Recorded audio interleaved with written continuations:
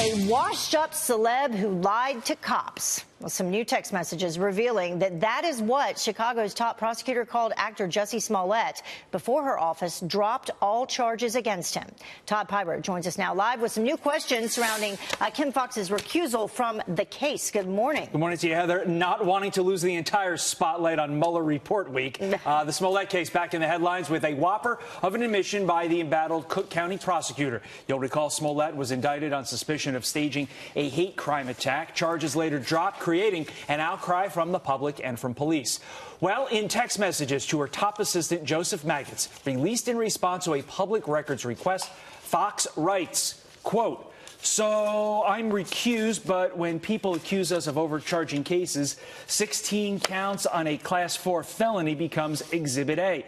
Maggots writes, "Yes, I can see where that can be seen as excessive."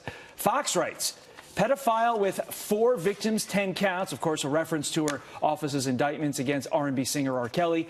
"Washed up celeb who lied to cops, 16. On a case eligible for deferred prosecution, I think it is indicative of something we should be looking at generally. Just because we can charge something doesn't mean we should." Maggots agreed.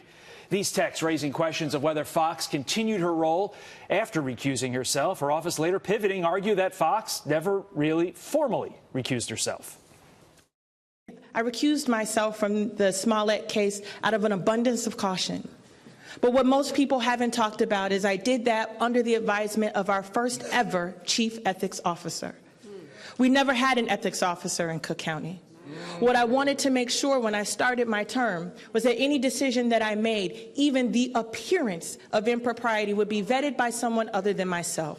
An inspector general will be reviewing how Foxx's office handled this ordeal. Would be interesting to have a response from the police superintendent there, especially to the comments that she just made. You betcha. Excited for that as well. Yeah. We also have viewer comments, people responding. Comments, of course, pouring in on this. Overwhelmingly, they say Foxx should face some type of consequence. Joyce on Facebook writes, "She shouldn't have a future in the prosecuting department. She should go to jail, and so should Jussie." That might be a little strong. David on Instagram says there shouldn't be a future for her in the legal profession in any office whatsoever. And Mike writes on Facebook, "Lose her law license at least." If I may put my lawyer hat on for a moment, those consequences for Miss Foxx seem a little bit draconian, but nevertheless, there should be some consequences. Maybe, sidling off into the private sector may be the answer. A lot of people do agree, though, that Jussie Smollett should spend a couple days. Agree. At least. How do we get those text messages? Public records request. Interesting. So we could get some more. They fought him, but, obviously the law is pretty clear on that, at least in Illinois. Yeah, be careful what you put in text messages these days. Thank you so much. No problem. Great to see you.